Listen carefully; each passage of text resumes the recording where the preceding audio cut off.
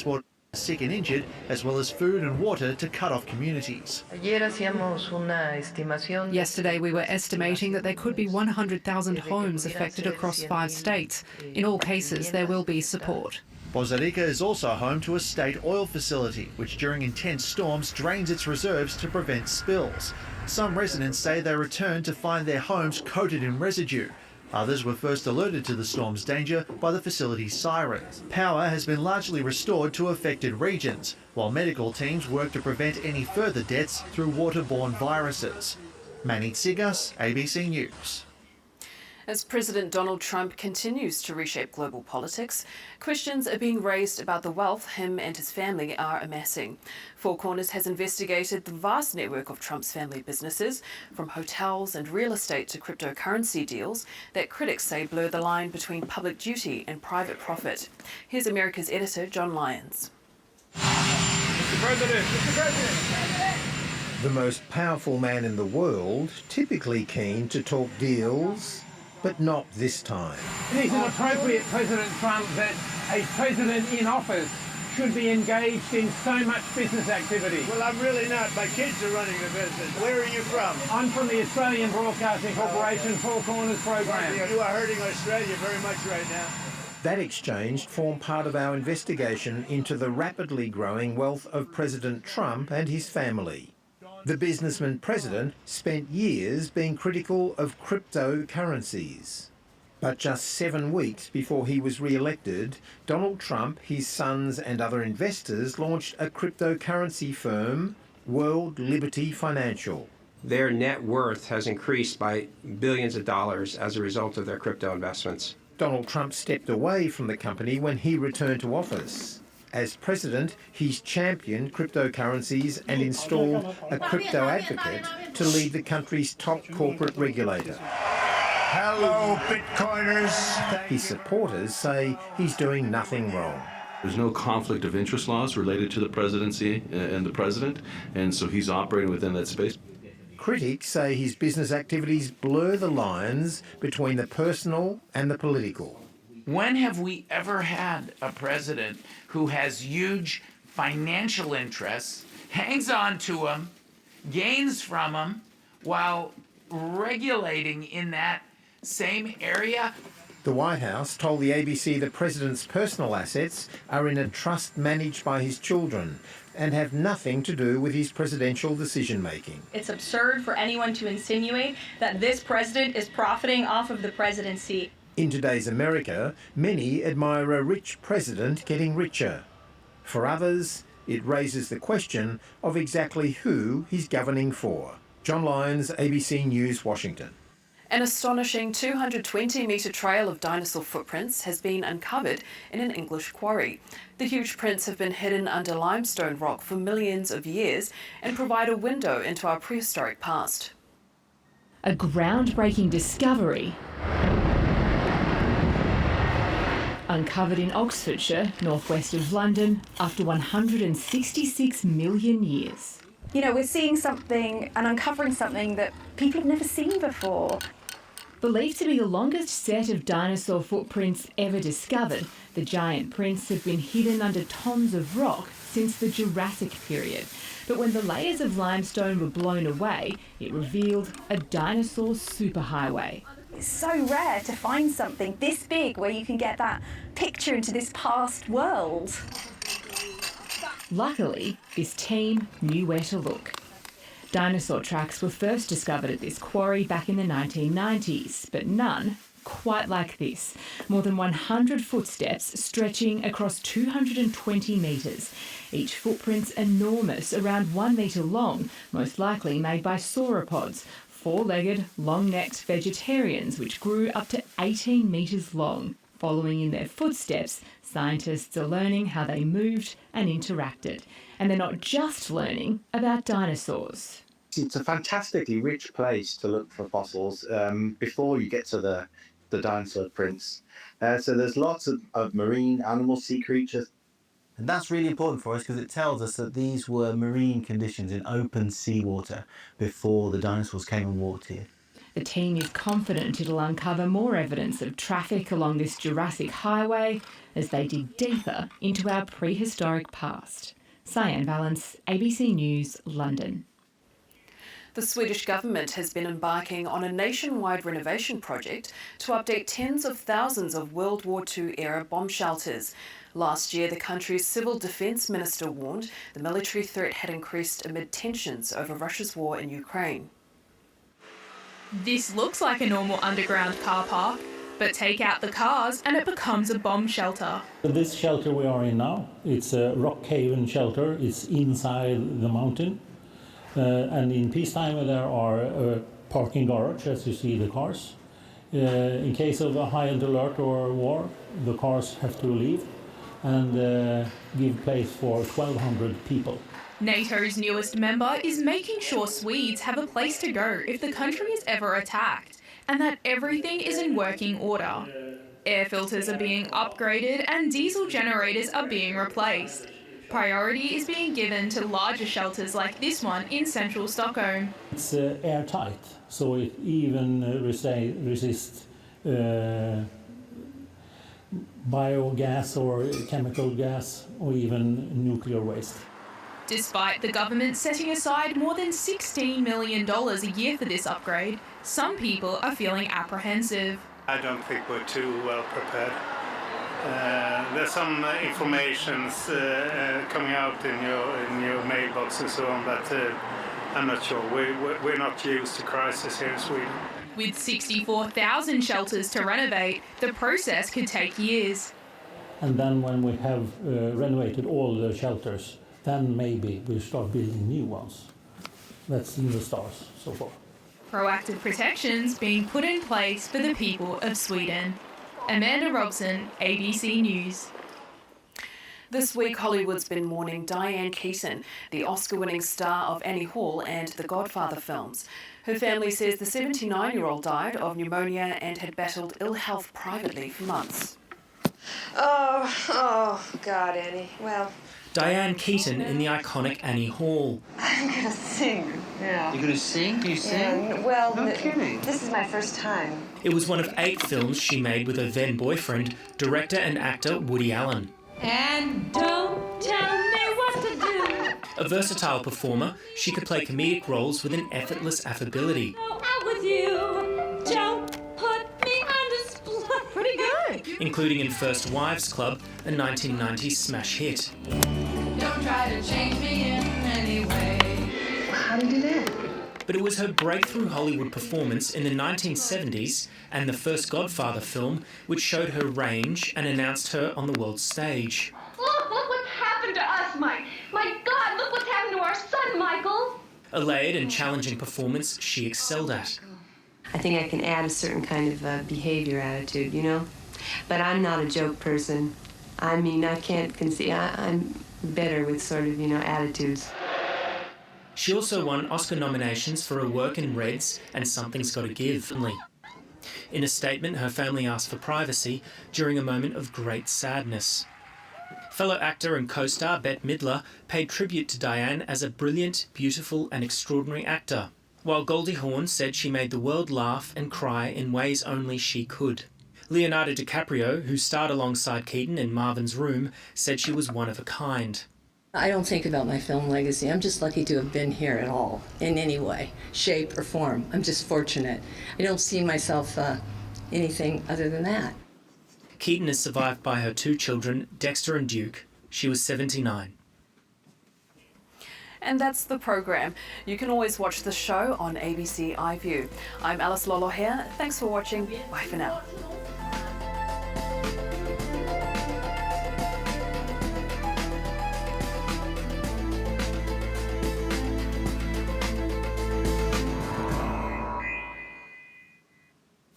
Do you know how hard it is to stab someone in the back? I've never tried it, but not easy, I bet. No clue is too small. No lead is left unexplored. Well, did you notice anything unusual? They're crossing the T's and... dotting some I's. Because the devil is in the detail. Where are my shoes? The new season of Beyond Paradise. It's the last piece of the jigsaw. Tonight, 7:30 on ABC TV and ABC iView. The Assembly takes on cricket great Steve Waugh. That's a question I didn't expect first up. You've asked me questions that I've never had before. You'll be out of a job, eh? What do you think? The Assembly, tomorrow 7:30 on ABC and ABC iView. When the love of your life turns out to be a serial con man, we need evidence of what he's up to. Don't get mad, get help, and then get even. The following events are based on a pack of lies. Tomorrow 9:10 on ABC TV and ABC iView. Saya and Kai were a BMX dream team. They were this brother-sister duo. Chasing Olympic gold. It was so close. And then he crashed.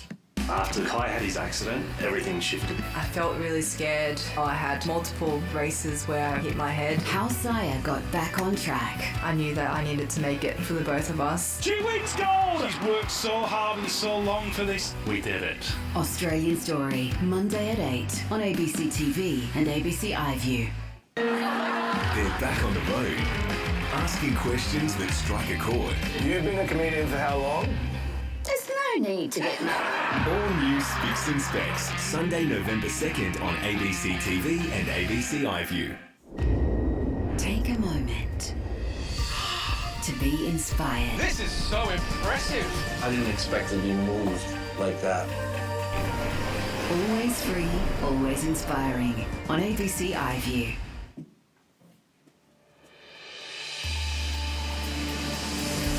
Today, Prince Andrew gives up his Duke of York title over a series of scandals, including his links to sex offender Jeffrey Epstein.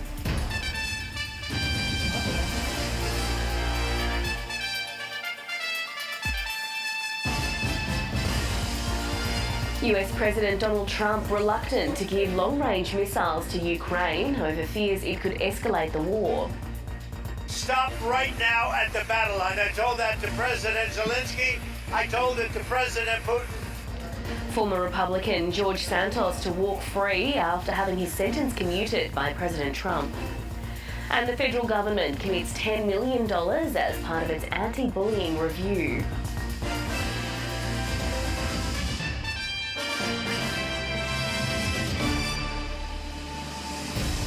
Hello and welcome to ABC News. I'm Melissa McKay. Prince Andrew says he'll be giving up his royal titles after discussions with King Charles. In a statement released this morning, the 65-year-old says he'll remain a prince but will no longer be the Duke of York, a title bestowed by his mother, the late Queen Elizabeth.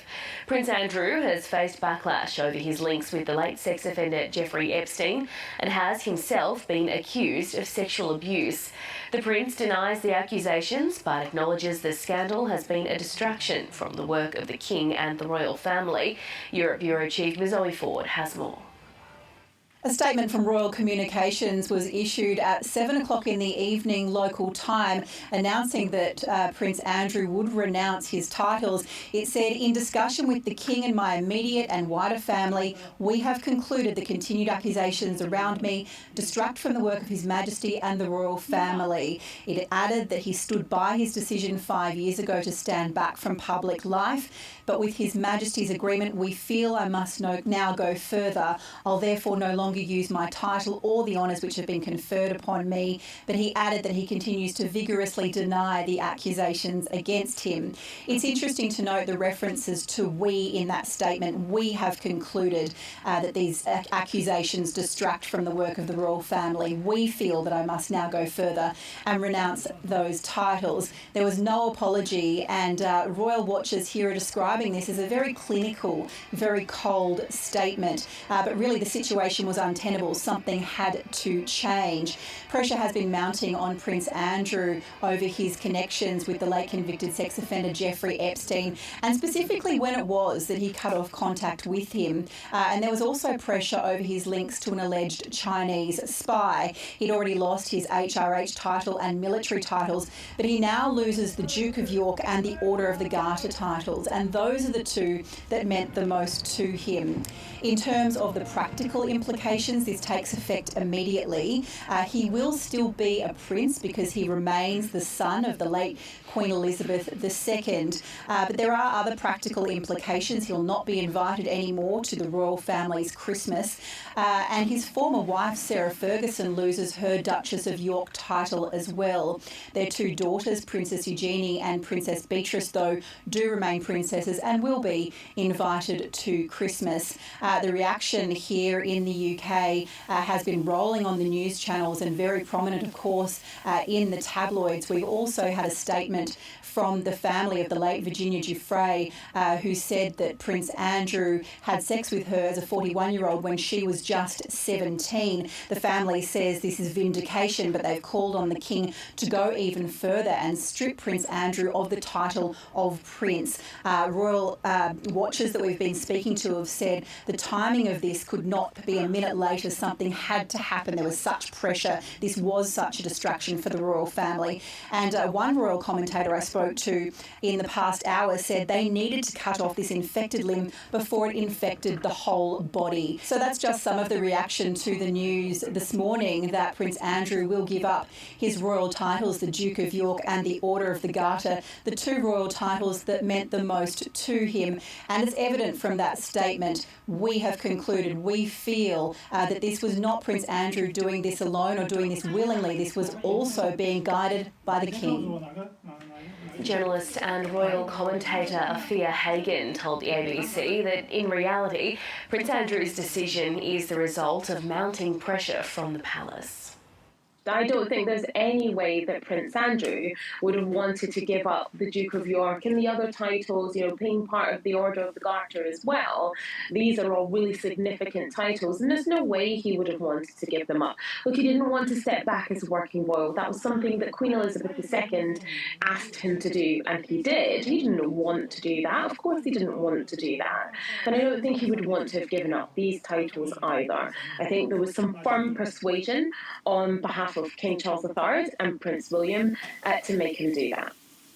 I think the public will be glad that the royal family seem to be taking a step, that they seem to be doing something when it comes to the problem of Prince Andrew. How do you solve a problem like Prince Andrew, right? And I think they will be pleased that the royal family has done something.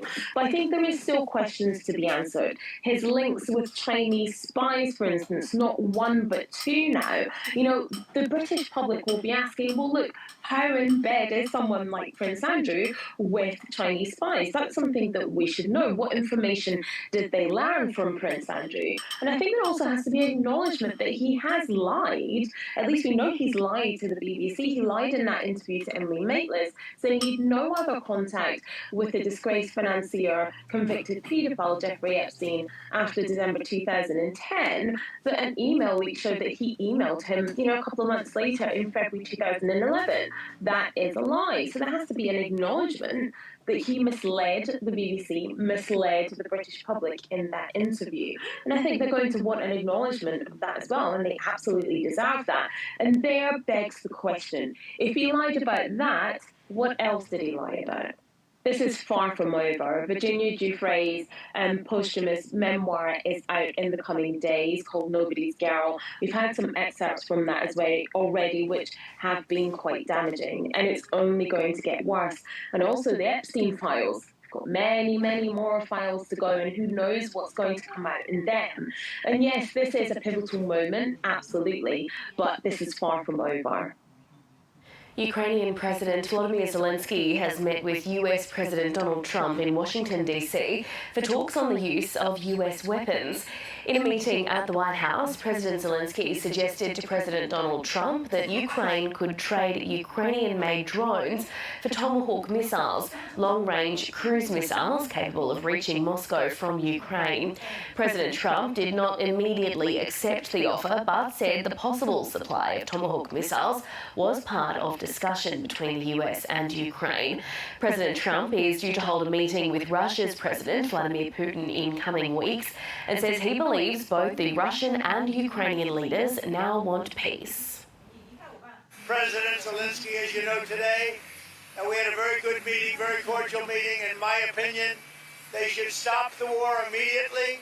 You go by the battle line wherever it is, otherwise it's too complicated. You'll never be able to figure it out.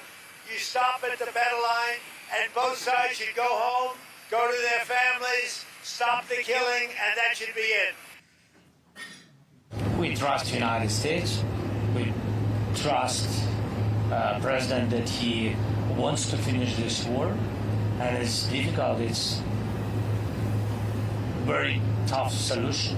It's understandable why, and for us it's essential, our land and our country, because it's a part of our independence, not just just meters or this is very important. It's about our sovereignty. And for more, here's America's editor John Lyons in Washington DC. Volodymyr Zelensky has now left the White House after his third meeting here this year. The meeting went pretty well. The mood was quite cordial compared to that ugly meeting in February, which of course was the confrontation between President Trump and Volodymyr Zelensky. That meeting turned very ugly, and as a result of that there were consequences. The United States, for a brief time, cut off its intelligence to Ukraine and the relationship hit rock bottom. Clearly, Volodymyr Zelensky has realised the way to handle Donald Trump is to come with a very transactional and deal-making mindset. Now, Volodymyr Zelensky came today offering not gifts but a deal under which Ukraine would sell or give the United States drones in return for US-made Tomahawk cruise missiles. Now, Ukraine is a major leader in drone manufacturing, and in fact that has been a strategic advantage they've had over for giving us Tomahawk cruise missiles. The reason the Ukrainians want those Tomahawk missiles is because they're very long range, and they could in fact be fired from Kyiv or somewhere in Ukraine and hit Moscow.